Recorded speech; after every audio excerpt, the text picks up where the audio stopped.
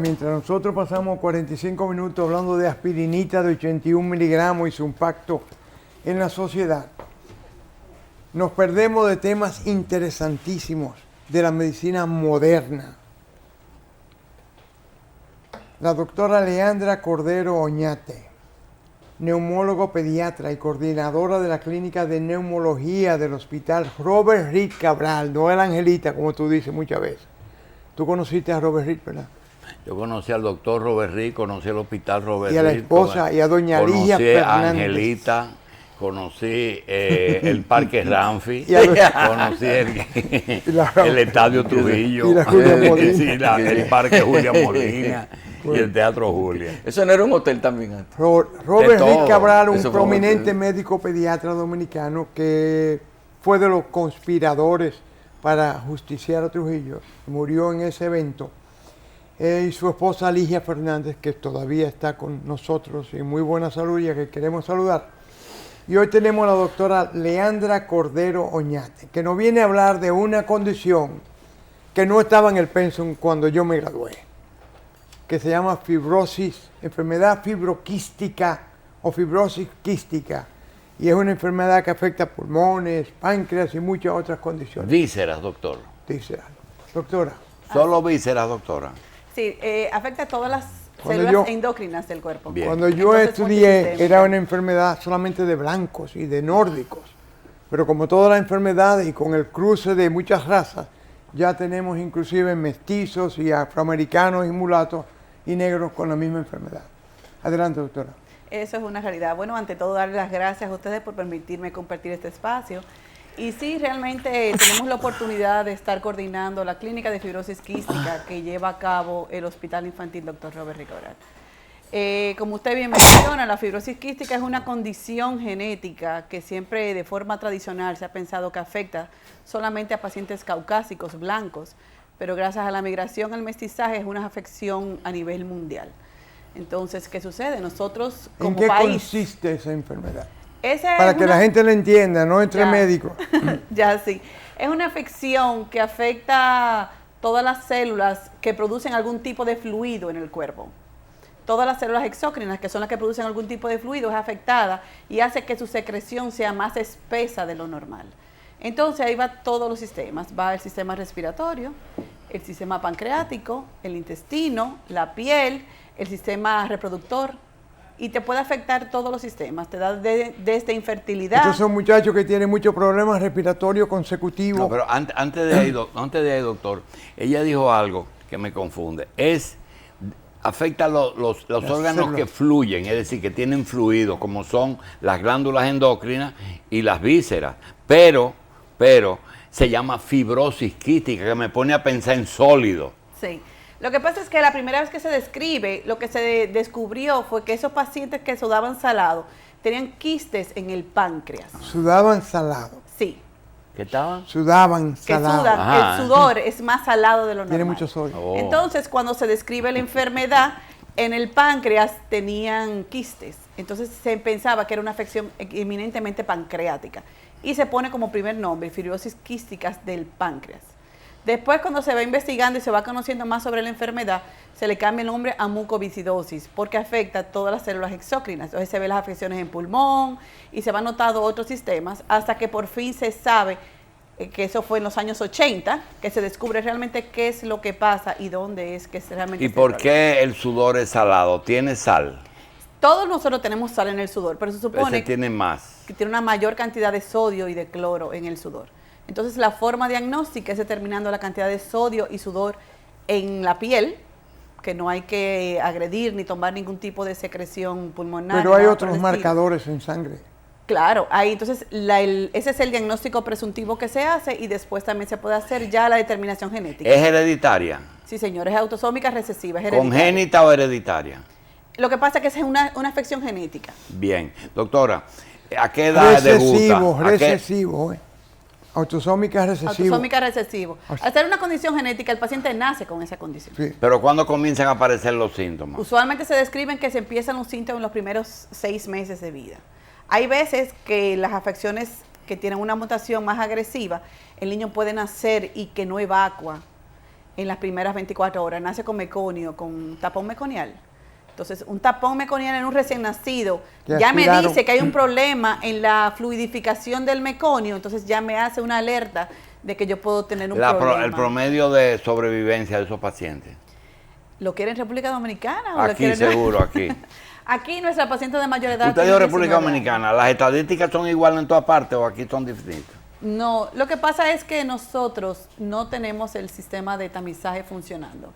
Entonces, de tamizaje neonatal funcionando. La primera dama no donó una unidad de tamizaje. Sí, pero está en el proceso de construcción. Ah, no se ha hecho todavía. No, está en el proceso de construcción y en el primer tamizaje es un sedazo que se le hace a los niños, sí, para ver con qué condición. Sí, es la prueba de las gotas de una gota de sangre del talón de todos los recién nacidos en los primeros 3 días. Y se investigan las malformaciones congénitas. Demos las estadísticas. En República Dominicana nosotros tenemos actualmente 100 casos más o menos confirmados de fibrosis quística. Y normalmente en nuestro país la niña de mayor edad tiene 19 años. Tengo 3 niños mayores de edad, 18, 17 y 19 años, y las 3 son hembras. Esa es la edad más alta. ¿Y la más baja?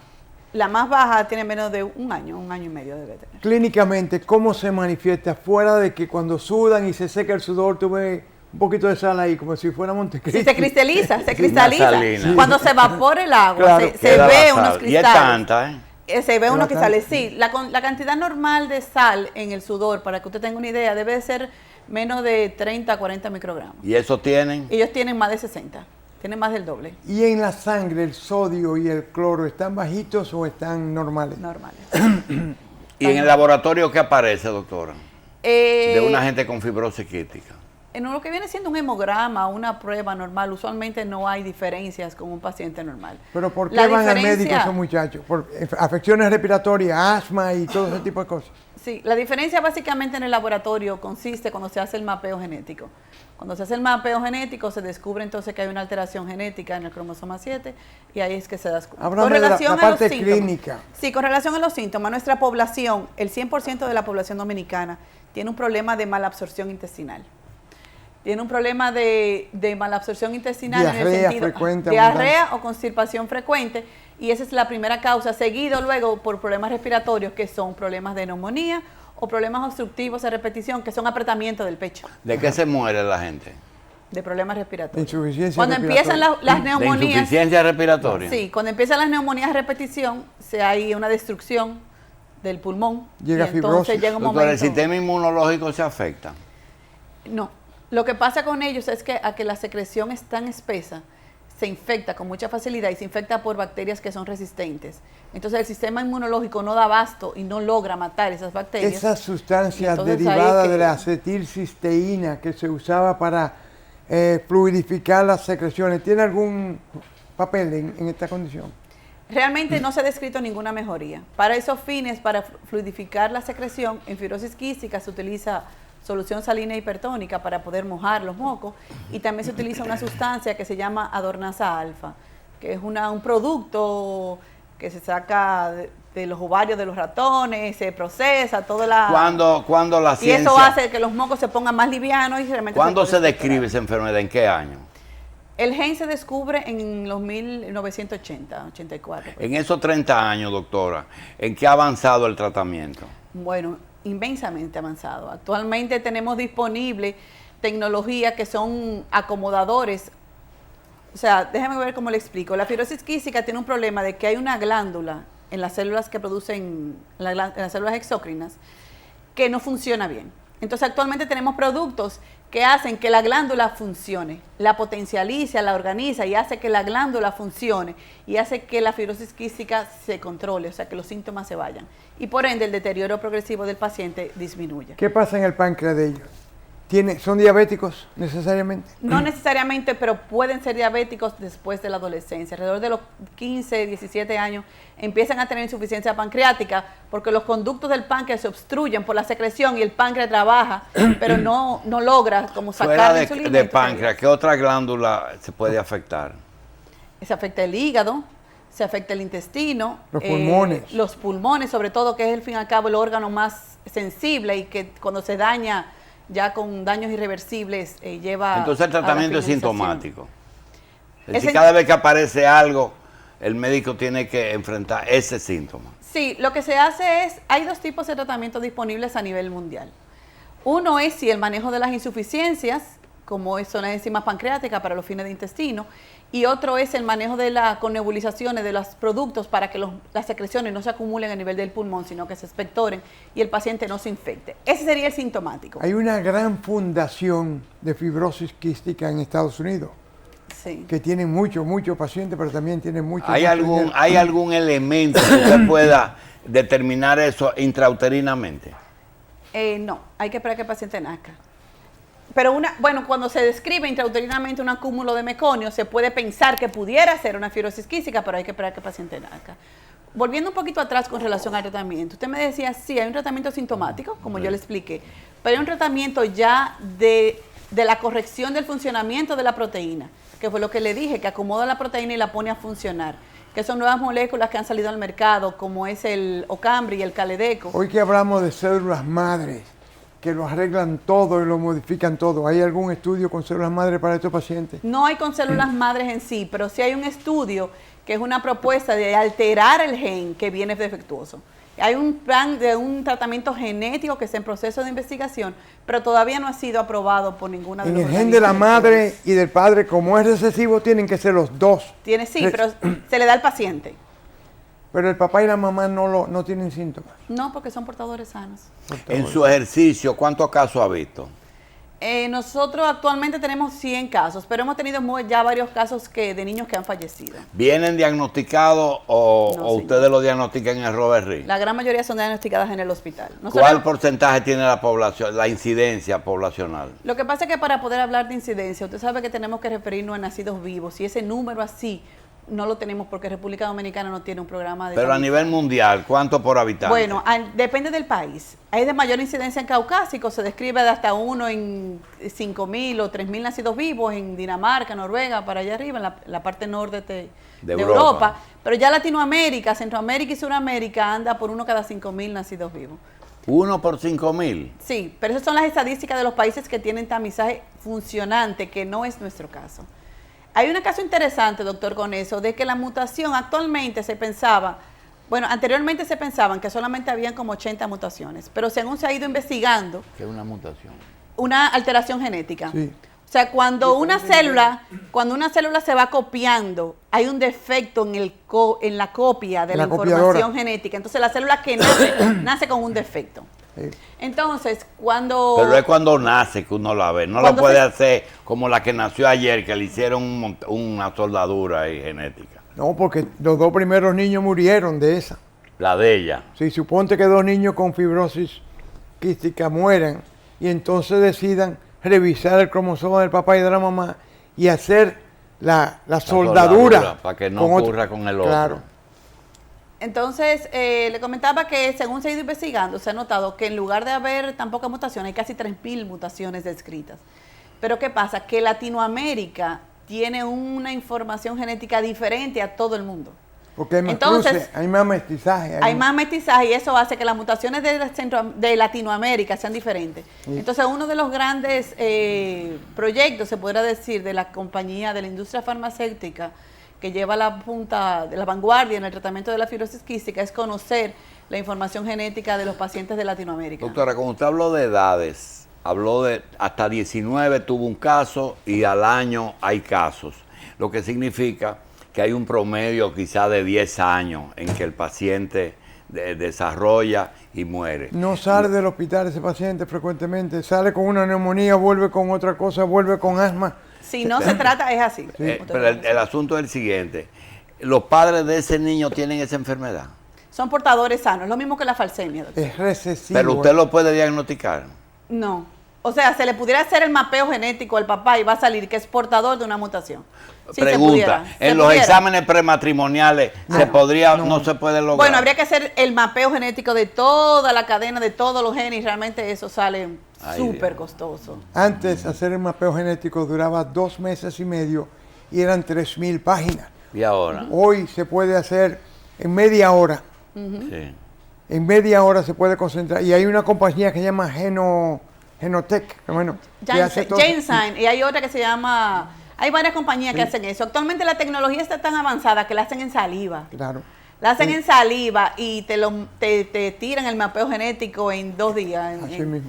Bueno, hicimos hace relativamente poco tiempo, tuvimos un acercamiento con una casa farmacéutica y conseguimos que nos hagan el mapeo genético de nuestros pacientes, si Dios quiere, para principios del año 2017. ¿Cuál es el futuro ¿Usted me espera mejoría o seguiremos bregando en la situación que estamos ahora?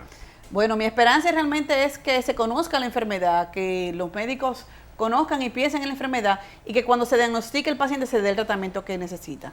Por ejemplo, un paciente asmático con un aerosol se controla, pero el paciente fibroquístico que se aprieta, usted le pone una bombita o un aerosol, como se conoce de forma popular, y no va a mejorar porque su problema no es solamente de que está apretamiento de pecho, sino que se aprieta porque tiene todos los mocos adheridos o pegados en su pulmón por dentro, y eso hace de que si usted no hidrata los mocos, los saca y arriba de eso le pone el aerosol, el niño no se va a sanar. Entonces, a las madres que prueben el sudor del niño. Si está muy salado y tiene muchos problemas respiratorios, que se lo lleven a la doctora. Doctora, esos niños que... Pero eso en páncreas nada más. Eso es nada más si la enfermedad está en páncreas solamente. No, es que la enfermedad no se limita a un solo órgano. Es multisistémica. Es una condición que es multisistémica. Doctora, la muchacha de 19 años, ¿cómo fue su vida en esos 19 años? Eso depende mucho del seguimiento que se le dé. En países desarrollados... No, en ese caso, de los 2 casos que usted tuvo de 2 jóvenes, tengo, ¿fue hospital todo el tiempo? No, tengo una, la mayor, que tiene una mutación menos agresiva, que está bastante estable. Ella hace sus crisis, pero... ¿Está viva? Sí, señora, está viva. De las 3 que le digo, están vivas. Esa niña hace sus crisis, pero tiene una mamá que, gracias a Dios, ha tenido la posibilidad y se mantiene arriba de ella. Y ella es universitaria, está estudiando... ¿Qué tienen que ver los niveles de streptolicina con la fibrosis? ¿Perdón, los niveles de...? Streptolicina. No, realmente no hay ninguna relación con... No. ¿Seguro? Sí. Bien, doctora, yéndose a la especialidad original suya, que es neumóloga, ¿cuál es la enfermedad más común fuera de las enfermedades respiratorias que llegan en emergencia con las diarreas, es decir, de la bronquitis, neumonía? ¿Cuál es la más común? Después de eso, bueno, son los procesos de apretamiento realmente. Asma, ¿eh? Sí. Primero gripe. Claro, lo primero es gripe. Gripe primero. Y después asma. Y después los procesos obstructivos, que según tú sabes, según la edad, en los chiquititos no se puede hablar de asma, en los más grandes sí, que son problemas obstructivos de repetición. Y las neumonías. Y también nosotros, las neumonías. Sí, las neumonías también van en un tercer lugar. Y también nosotros tenemos una alta, o no sé si es porque llevamos el Programa Nacional de Tuberculosis, tenemos una alta prevalencia de tuberculosis. Doctora, decía el doctor Hanna que hasta el gobierno americano llamó la atención sobre el uso de antibióticos. Abusivo. Ustedes... Abusivo, sí.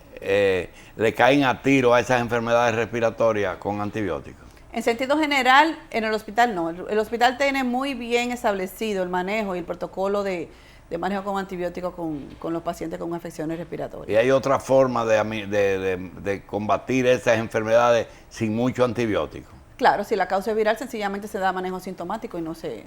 El problema aquí es que van a la farmacia. Sí, y el la farmacia farmacéutico le da un antibiótico, el correcto. antibiótico que ellos quieren vender. Ella dice si es viral. ¿Cuáles son las fuentes fuera de virales? La viral es la más frecuente. Entonces, la segunda en frecuencia realmente son las bacterianas, que son las que llevan antibióticos. Sí. Lo que pasa es que los virus dan fiebre y dan fiebre alta en 40. Y te puede dar fiebre 2 y 3 días, pero los 3 días la fiebre se le quita sola con antibióticos o sin antibióticos. ¿Qué sucede? En ese sentido, usted al virus no le da mucho antibiótico. No, a los virus no se le da antibióticos. A las bacterias sí. A las bacterias sí. En ese punto yo comparto la posición del doctor Hanna de que realmente tenemos un libertinaje de la utilización del antibiótico en las farmacias, de que va una mamá, le dice yo tengo un niño con una gripe muy fuerte, toma, dale una amoxicilina, por decir un nombre de un producto, y se le despacha sin ningún tipo de prescripción, sin ningún tipo de criterio. Y cuando el paciente ya llega al hospital porque no evoluciona bien, porque se complica, pero ¿qué pasó? Que esa mamá le dio el antibiótico sin peso, sin medidas, sin horario, sino que cuando yo me acuerdo, lo siento tosiendo mucho, pan, una cucharadita. Y peor aún, era dengue. Ah, sí. Y se pusieron a darle antibiótico y perdieron la oportunidad de hacer un diagnóstico temprano y tratamiento adecuado. En algunas épocas, en los cultivos aparecía un antibiótico, que fue, por ejemplo, la eritromicina. ¿En qué fue? En tuberculosis. No, era rifampicina. Y apareció también en la tifoidea, que era el cloranfenicol. En enfermedades respiratorias, ¿cuál es el más común de los antibióticos? El que más se utiliza, la Sí. amoxicilina.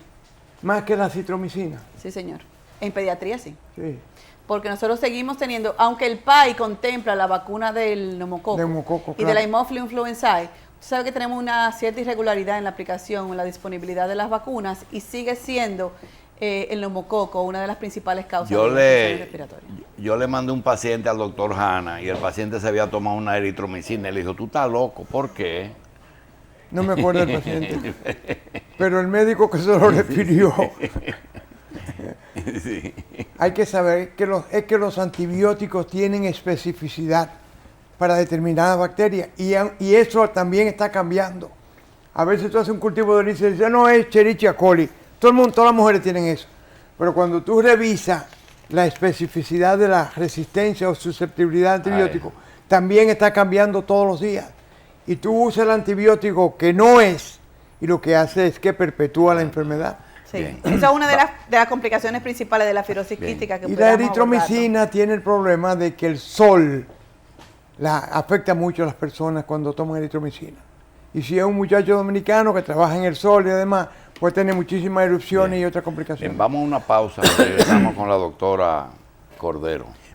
Seguimos conversando con la doctora Leandra Cordero, neumóloga y coordinadora de la clínica del Hospital Robert Reed. Doctora, estábamos hablando ya de enfermedades que no son fibrosis quística y que nosotros quisiéramos ver esos pacientes que son niños y que tienen enfermedades, digamos, catastróficas. ¿Cómo los seguros los tratan? ¿Los cubren? No, actualmente no. Ellos, la CISARRIL o el plan de cobertura del básico de la Seguridad Social, tiene contemplados los medicamentos más frecuentes, como salbutamol, vitamina, una que No otra le cosa. ponga el diagnóstico Pero de no. fibrosis quística, tú le pones neumonía y la neumonía la cubre. Sí, Porque el que hizo la ley hizo la trampa también.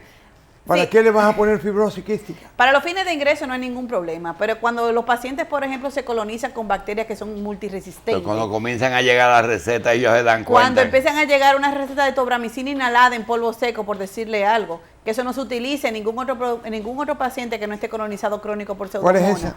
La tobramicina inhalada en polvo seco. La tobramicina se conoce de forma popular en una gotica de Y ojo. eso no es en asma que se usa. No, señor. La tobramicina es un antibiótico, pero Para que es gran inhalado. negativos. Para la pseudomonas colonizada crónica en vía respiratoria. Entonces, una neumonía adquirida en la comunidad no se infecta por un paciente, o sea, un paciente normal, aunque tenga una condición inmunológica comprometida, Esas como un enfermedades, VIH, no se como afecta por una las pseudomonas. enfermedades degenerativas del sistema nervioso, la fibrosis quística, tienen fundaciones, tienen familias que se reúnen y forman grupos, núcleos para proteger esos sectores de la población. Aquí ya existen. Sí, señor. Aquí existe una fundación dominicana de apoyo a la fibrosis quística, que fue una idea y una gestión de todas las madres, de un Siempre grupo son de las madres, madres. sí, y padres que se unieron para poder apoyar tanto con medicamentos, diagnóstico, terapias. Y eso es mundial, ¿eh? Hay fondos mundiales dedicados a eso. Lo que hay que accesar a esos fondos. Hay que organizarse legalmente para que se le puedan transferir los fondos. Usted dijo algo al principio y es recomendarle al médico que piensen en esa enfermedad temprana. Después que ellos piensan y diagnostican o sospechan, solamente Robert Reed es el sitio de referir, ¿eh? Hasta ahora sí, doctor. Estamos planteando la posibilidad de, después de, lo que pasa es que esto es un proceso. Nosotros empezamos la parte de capacitación del personal médico a nivel nacional, Santiago, el sur, todas las partes del país. Pero tenemos que tener una respuesta, porque después que el médico la piensa y la diagnostica y la refiera, entonces no hay medicamento para cubrir la enfermedad. Entonces, estamos en el proceso, no solamente de capacitar al personal médico, sino también de hacer las gestiones para que los medicamentos que ellos necesitan para poder llegar a los 60, 70 años, como llegan en Canadá, en Estados Unidos o en Dinamarca, también los dominicanos tengan esa posibilidad. Doctora, yo estoy seguro que si el doctor Hugo Mendoza viviera y dirigiera el Robert Reed, estuviera trabajando en investigación en fibrosis quística, realmente se han hecho trabajos ya. Claro, señor, hemos hecho varios trabajos. El primer trabajo que se hizo en fibrosis quística lo hizo el doctor Montero Brains en el centro de gastro, en lo que le dicen Japón, en el Morgan. Sí. Eso fue hace unos años atrás y después de eso ya la doctora Arisa había publicado algo y entonces ya nosotros empezamos con una secuencia de investigaciones desde el año más o menos 2012, 2010 para acá.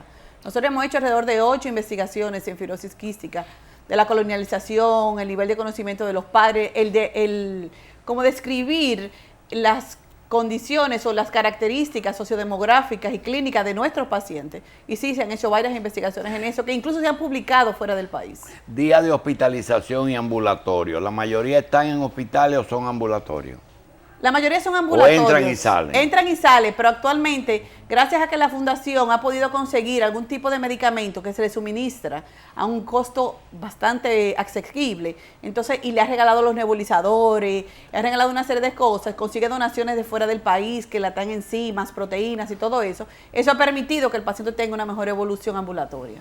Me imagino, doctora, que el mensaje es de alerta a las madres y a los médicos sobre el problema de infecciones respiratorias, tracto gastrointestinal, para que conozcan la enfermedad. Pero usted es neumóloga, y yo quería traer a colación, porque tenemos tiempo, el tema de la insuficiencia respiratoria aguda en nuestro país. Muchos pacientes con enfermedades de neumonía, por ejemplo, terminan en ventiladores y ese tipo de problemas. ¿Cómo se está manejando eso en la República Dominicana ahora mismo? Bueno, yo le pudiera referir cómo se está manejando en el hospital, ¿verdad? Sí. Porque es de donde yo lo puedo hablar. Sí, realmente el hospital está... ¿Cuántos ventiladores tiene Robert Reed? En la unidad de cuidado intensivo hay 8 o 10 camas. Funcionando todas. Funcionando todas, pero tiene una unidad cardiovascular que también tiene ventiladores y tiene la unidad de cuidado intensivo neonatal que también tiene ventiladores, porque sabe que el paciente pediátrico, el ventilador depende, o el tipo de ventilación asistida depende de la edad y del peso. Entonces, en ese sentido, no es como el adulto, que es un ventilador estándar. Entonces, en ese sentido, sí, el hospital dispone del equipo, claro, una cantidad limitada de camas. Yo no le puedo decir que tiene 150 ventiladores. No. Tienes una cantidad limitada, pero gracias a Dios, la cantidad de pacientes que requieren ese tipo de asistencia es limitada. Estamos en otoño e invierno. Ya vienen las infecciones respiratorias, la influenza, el H1N1. Todas esas. ¿Cómo andamos en eso? Sí, realmente ya la ola de afecciones respiratorias empezó hace alrededor de 2 semanas. El aflujo de pacientes que requieren servicio en el hospital ha aumentado de forma considerable, pero el área de la emergencia tiene un área aparte, dentro de la emergencia, pero como un área específicamente solamente para afecciones respiratorias. ¿Un cubículo? Bueno, es una habitación, un área de servicio que es solamente para afecciones respiratorias, donde se le dé el tratamiento ágil y... Carlos, ¿qué parte de... Todavía hay una alta incidencia de factores ambientales dentro del hogar que contribuyen con lo que son los problemas respiratorios? Es decir, un piso de tierra, residir en un lugar muy polvoriento. ¿Se analiza eso con los padres de los pacientes al momento de recibirlos? Sí, claro. ¿Y es causa frecuente de visitas al médico todavía? Sí, eso se toma en cuenta en todos los pacientes que asisten a la unidad de inhaloterapia, que así es como se llama. Y sí, realmente se ha asociado mucho la parte de la contaminación ambiental y los fumadores intradomiciliarios. Es lo que más afecta, lo que se ha visto con mayor frecuencia. Doctora, 2 temas. Una es el arma de destrucción masiva, que es el mosquito. ¿Cómo afecta las enfermedades respiratorias? Y la segunda es las alergias. Sí, realmente el mosquito no se ha comprobado que tenga como una relación muy importante, a diferencia de las alergias que sí la tiene, es uno de los pilares principales, sino más frecuentes que afectan los problemas respiratorios. Usted sabe que los pacientes pediátricos tienen una condición que lo hace más vulnerable a tener problemas respiratorios y es el tamaño de la vía respiratoria. Es un niño que el sistema respiratorio nace inmaduro porque el pulmón del niño se madura a los 7 años. A diferencia de, ¿qué le digo? De los ojos, por decir un ejemplo. Yo no soy oftalmóloga, pero ya un niño de 6 meses tiene una agudeza visual igual que usted y que yo. Claro, lo que normal, o sea, bien. El pulmón se Pero toma el pulmón 7. se madura a los 7 años. Entonces yo tengo un pulmón inmaduro con un niño que tiene una estructura que es muy fácil, muy lábil. Y entonces arriba de eso sí se expone a virus, a cigarrillo, a contaminantes ambientales. ¿En qué consiste madurez pulmonar? Es el desarrollo del pulmón. El pulmón se va desarrollando al pasar de los tiempos y el pulmón tiene 4 etapas de maduración. empieza a nivel de la 10ª semana de embarazo y termina a los 5 o 7 años. Entonces, cuando el niño nace, todavía le faltan 7 años para que el pulmón tenga una capacidad totalmente normal que la de un adulto. Entonces, yo tengo un pulmón inmaduro, pequeño, con un cuerpecito que no tiene como fuerza. Entonces, arriba de eso, yo tengo un papá fumador o lo pongo en una guardería y ya usted tiene todos los números para sacarse la loto. Tiene la exposición al virus en la guardería. Tiene el fumador intradomiciliario y la falta de madurez por la edad cronológica del bebé. Entonces, por eso es que los niños se ven tan afectados por problemas respiratorios y por eso, como bien comenta el doctor Hanna, este es el boom de los problemas de influencia, de vía respiratoria, porque inicio colegio, la lluviecita, baja un poco la temperatura, que no lo he sentido, pero en teoría baja, entonces sube la incidencia de los virus y eso hace de que los problemas respiratorios sean más frecuentes a este momento del año, perdón. Sí, sí, y también otra cosa, para que nos explique, en lenguaje muy llano se dice, hay que madurarle los pulmones cuando un niño nace prematuro. Eso, ¿en qué consiste ese procedimiento de verdad? Y si realmente se logra adecuar efectivamente los pulmones para que ese niño sobreviva y si eso no le deja secuelas. Sí, la idea de eso es que cuando tú tienes un producto, un embarazo, que tienes el riesgo de ser prematuro, para que el niño nazca y el pulmón empiece a funcionar de forma adecuada, necesita una sustancia dentro de su pulmón que se llama surfactante. Entonces, asimismo, como según van creciendo el niño, se va produciendo esa sustancia, se supone que a las 36, 37 semanas ya la debe de tener disponible. Si tú tienes un niño que tiene riesgo de que nazca antes, a la madre se le administra una sustancia que ayuda a la producción prematura del surfactante. O sea, yo le doy una sustancia para que el cuerpo del bebé produzca tempranamente el surfactante, que si le tengo que interrumpir el embarazo a las 34 o 33 semanas, ya él tenga por lo menos una cantidad mínima necesaria para que cuando el niño nazca... ¿Todavía se usa indometacina y esteroides para madurar los pulmones? Sí, todavía. Los dos. El esteroide más. Doctora. Y la idea de eso, perdona que le interrumpa, la idea de eso es que cuando el niño nazca no se tenga que agredir con una ventilación mecánica externa y no se le tenga que poner el medicamento externo, que aunque está disponible, pero es mucho más costoso y más agresivo para el niño, porque ya una ventilación mecánica para una insuficiencia respiratoria en un bebé prematuro, ya eso implica otro tipo de complicaciones. La membrana hialina sigue siendo un problema. Sí, sí, pero gracias a esas medidas que estamos dialogando ha disminuido bastante la incidencia. Doctora, ese esa depresión que se producía en el esternón en recién nacido, que hacía como un huequito ahí. La jabonera, como le dicen. Y que producía de una vez la idea, hasta en la partera para el hospital porque tiene problemas pulmonares. ¿En qué consistía? ¿Qué es lo que hace que el esternón haga un hueco? Lo que pasa es que el esternón embriológicamente está compuesto de 3 huesos. La parte de arriba, el medio y la punta. Y lo que une los huesos es un cartílago. Entonces, cuando el cartílago está muy blandito y el niño inspira por la presión negativa, se hunde. Entonces, él respira, se le hace un hoyito. Por años se decía. ¿Y qué es lo que hace que respire así? ¿Una insuficiencia respiratoria? No necesariamente, porque si el cartílago es muy suavecito, cada vez que el niño respira se le hace un hoyito. Ya. O se le hace la jabonera, que cuando uno lo está bañando con el niño así, hueco, se le queda el agua, y es lo que le dicen la jabonera, de forma popular. Por años se decía que la población afroamericana no nadaba porque no tenían suficiente surfactant en sus pulmones. Recientemente vimos una muchacha negra americana ganar medalla de oro. ¿Eso cambió o sigue siendo prevalece la misma teoría? No, esa teoría se cayó. Se cayó. Realmente esa teoría se cayó. Como el golf, se cayó como el golf, era falta de oportunidad. Ay, no me diga eso, que yo estoy aprendiendo golf. Sí. Ay. Como tú tienes cuarto, eso es para gente con cuarto. Sí. Yo estoy en mi proceso, ya compré mi saqueta y mi palo, me falta tiempo. Pero ahí vamos. Ya usted pasó a otra clase social. Usted necesita ahora un bypass y un apartamento en Brickell. No. Ay. Hoy casa de campo, doctor. Son las 3 cosas. Un bypass. Bueno, tengo la saqueta por lo menos.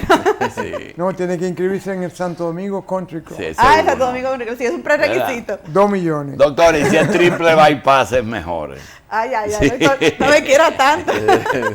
Doctora, vamos a darle las gracias a usted por esta... Doctora, la semana que viene, el miércoles, el 6 de octubre, vamos a tener con nosotros al doctor Gustavo Ferrer y la enfermera Burke Leningham de Estados Unidos, que nos vienen a hablar del manejo de la tos. Niños, adultos, una especie de compendio de lo que ha pasado en el mundo de lo que está pasando, de los problemas del uso y abuso de antibióticos, y va a estar aquí con nosotros el miércoles que viene. Sería bueno que usted nos acompañara. Doctora, pero déjeme decirle algo que no va a decir él porque él es amigo. Es un gurú de los pulmones. Es un mejor todavía. Será un placer. Sí. Quiero hacer un comentario antes de aprovechando este espacio, de que fuimos contactados para hacer sede de un congreso que va a ser la Federación Internacional de Fibrosis Quística. A nivel mundial, como usted bien refirió, doctor Hanna, en República Dominicana, si Dios quiere, a finales de este año, a principios del año que viene. A nivel mundial hay fundaciones en cada país, pero hay fundaciones que unen todos los países. Claro. Entonces República Dominicana se está poniendo en el mapa a nivel mundial de que sí, que nosotros somos un país que tiene pacientes con fibrosis quística y viene la Federación Internacional de Fibrosis Quística a tener su reunión anual y el congreso de capacitación a padres, nutriólogos y fisiatras en nuestro país, con fondos internacionales para este año o principios del año que viene. Como en eso de congreso hay mucho de turismo, aunque uno no quiera decirlo, es bueno que se dirija al Ministerio de Turismo para que lo ayuden en eso. Porque vienen cientos de personas y traen sus familiares, traen los hijos y demás. Tanto y hay 10 que van a la conferencia, pero hay 200 que están bebiendo romo y en la playa y cosas. Entonces hay que buscar el ministerio que te ayude con eso. Un dato Doctora importante. Cordero, gracias, mucho éxito. Gracias a ustedes por permitirme compartir ese espacio. Bien.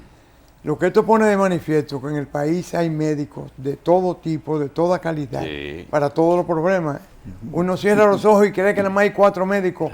Hay centenares de personas, médicos como la doctora Leandra, que manejan temas específicos de muchas Por eso que yo les recomiendo a los médicos, a los 6.500 trabajadores de la salud que fueron pensionados o jubilados, doctor. Pensionados, que acepten con humildad su pensión, que se ha luchado mucho por ello. Ahora dicen que no quieren dejar a los pacientes solitos. Es toda una situación. No, que no lo quieren dejar solitos, doctor, se mueren. Yo te voy a decir lo que me dijo un íntimo amigo mío. Estamos en el aire todavía. Sí, doctor, nos vemos. Esta noche en Coral. Pero, doctor, hay